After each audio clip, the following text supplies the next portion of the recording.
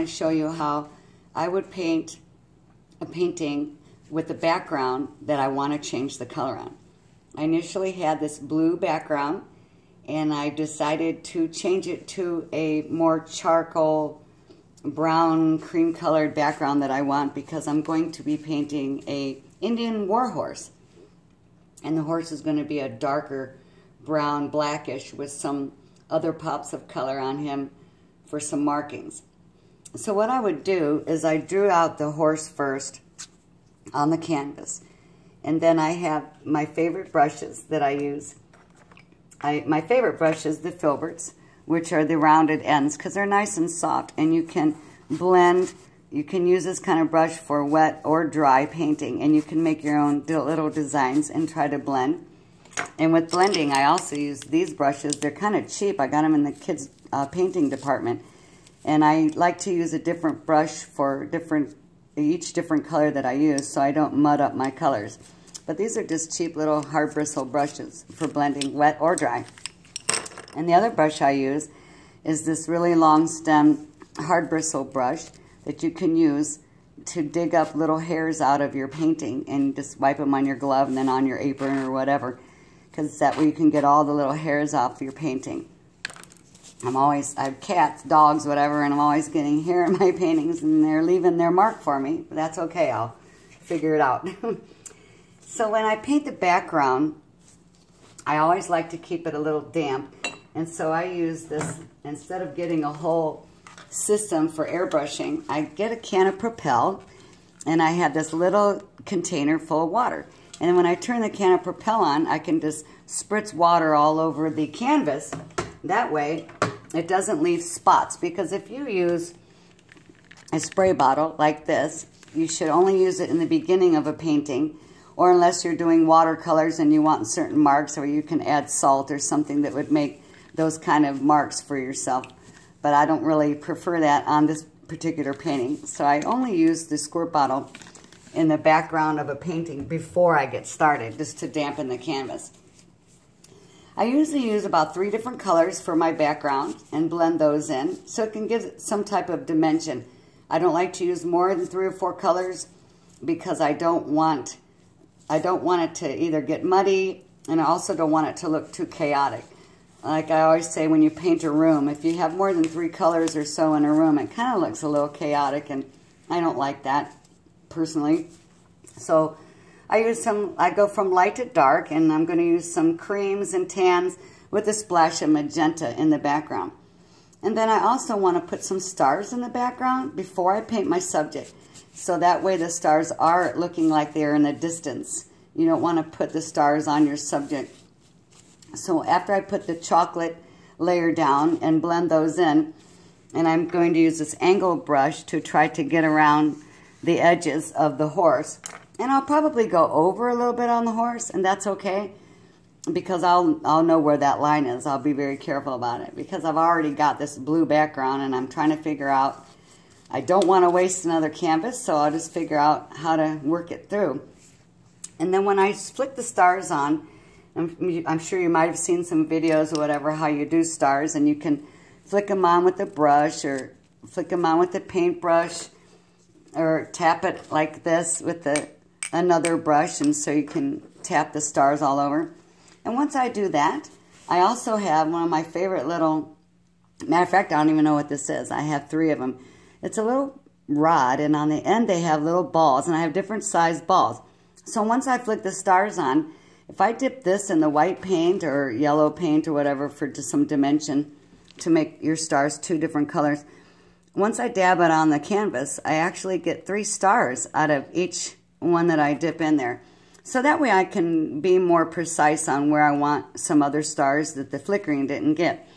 And keep in mind, the closer you are to your canvas with the stars, you can control where those stars are going to be. And if you do it from far away or whatever, then it's more splattered.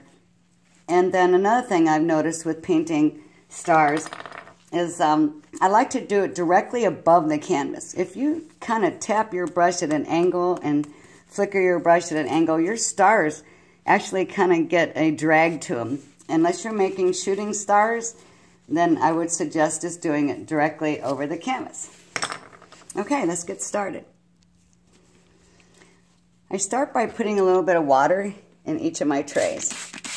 I usually do about 3 squirts. And I also have 3 paper towels and 3 baby wipes.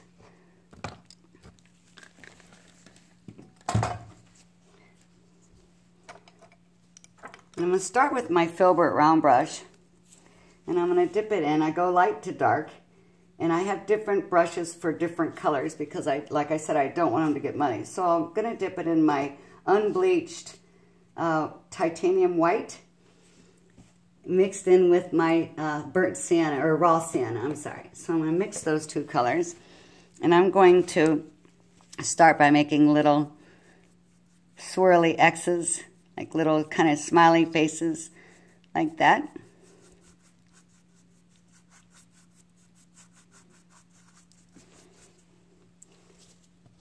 I'm going to take my other brush and dip that color in the, let's see what I have here, burnt sienna. It has a little bit of water in it. I don't put too much water in there because then the colors do fade on you. I don't like that. I want to get a full good color. But I also don't use mediums too much. I just would rather use the water and just dab it on like that. And I could see my blue coming through. It's fine to have some blue in the background, but I'm just not sure how much blue I really want. So I'm going to continue this, and when I get close to the horse, I will share with you how it's turning out. Okay, so I've started the painting. Turned off the camera so I don't have to show you everything that this takes so much time. But I'm basically adding some layers with my 3 different colors that I have in this plate here. And I've got the creams, a little bit of yellow, and the natural unbleached titanium. And what I've done is take a small liner brush to get around these tighter corners here. If you can see that. Yep. Okay. So we do the smaller brush. And then, you know, of course, you will do your touch-ups later when you go to actually do the painting itself. So when I'm ready to paint the horse itself and all the little details, which is going to be an abstract horse anyway, then you can go in and back in and do some touch-ups. But I kind of want to just get, to make sure the background blends in good, you have to kind of line the edges here after you drew your horse in. There we go. This is actually kind of fun and relaxing. Sometimes I play music and sometimes I don't. I just like the peace and quiet. I have a teenage son. He happens to be gone and out of the house tonight, so that's fun for me. Because he usually has a room full of friends over and sometimes can drive me crazy. So when I can paint, it's actually kind of nice that people aren't in and out the door and creating dust everywhere. Oh, speaking of dust and hairs, obviously, like I said, once you get if you get hairs in your painting when it's wet, you can dig them out like that. But also in between and before I get started, I buy a can of this Computer Ultra Dust Spray, and I just kind of splash it on my painting that gets rid of, and even in my paper plates and stuff before I start my painting. And I also spray paint these brushes too. I'll take the end of a blender brush or whatever and I'll just spray it like this to kind of, let's see if I can show you. This kind of blows all the dust and dirt out of the paintbrush. Alright, so let me pause this and finish painting around the horse. Okay, so I'm wiping around my brush and dipping it. I'm not dipping it in water. I'm just wiping some of the excess paint off there that kind of gets globby, so we can dip it back into the paper plate full of the certain colors that you like.